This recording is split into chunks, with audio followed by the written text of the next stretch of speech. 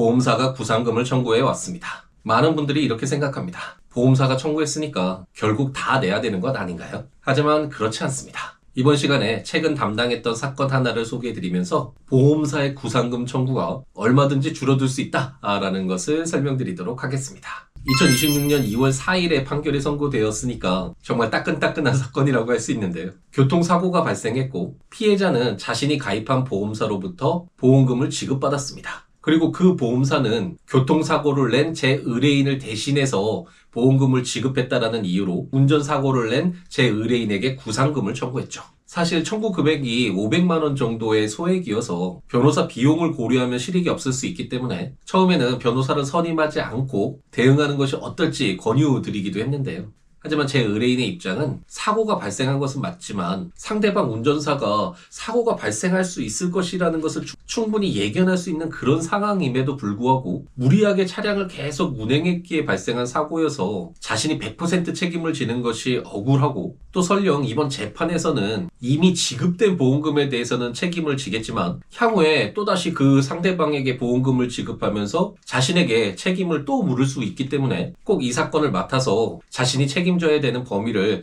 정확하게 특정해달라라고 요청하셔서 사건을 맡게 되었죠.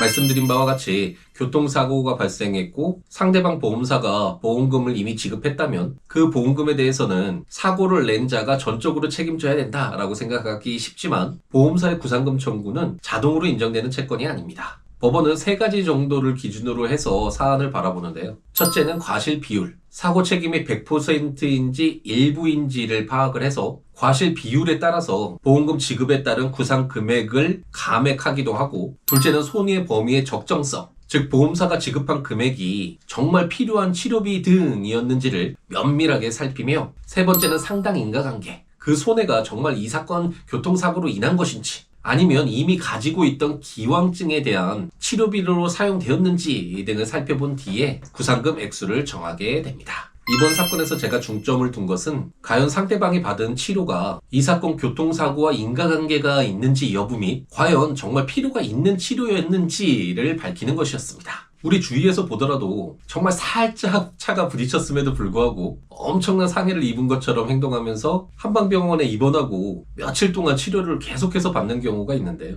이 사건의 경우에도 제 판단에는 과잉 진료 및 치료라고 생각했기 때문에 한방병원에 사실 조회 및 문서 제출 명령 신청 등을 하면서 적정한 보험금 지급이었는지 여부를 치열하게 다투었죠. 물론 여러 가지 사정으로 인해 문서 제출 명령 불이행에 대한 과태료 부과 등의 간접 강제까지 이루어지지는 않았지만 법원은 원고 차량 운전자 및 탑승자는 이 사건 사고 이후 한방병원에서 치료를 받은 것으로 보이나 피해자들의 상해 진단명, 경추, 요추 등의 염자 및 긴장, 치료기간, 치료 내용 등에 비춰볼 때 피해자들이 과잉 진료를 받은 것은 아니라고 하더라도 체질적, 기질적 소인 등에 따라 통상의 경우보다 치료비가 더 지출된 것으로 보인다. 이에 치료비 전액을 피고로 하여금 배상하게 하는 것은 손해 공평한 부담이라는 법의 취지에 비추어 적절하지 않다고 보이므로 라고 판단하면서 이 사건 교통사고에 대한 가실 비율은 가실비율 분쟁심의위원회와 동일하게 피고 측 가실이 90%였지만 이와 같은 사정을 반영하여 원고 보험회사가 청구한 금액의 2분의 1 정도만 인정했습니다. 보험사의 구상금 청구서를 받으면 많은 분들이 당황하죠. 그리고 그냥 생각합니다. 어차피 내야 될 돈이겠지. 하지만 앞서 말씀드린 것처럼 보험사 고지서에 적힌 숫자는 확정된 결론이 아니라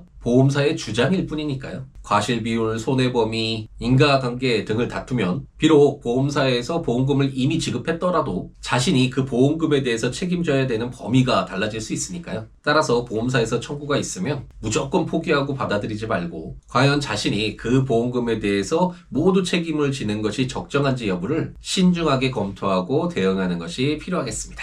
그럼 오늘 하루도 행복 가득하게 채우시기 바랍니다.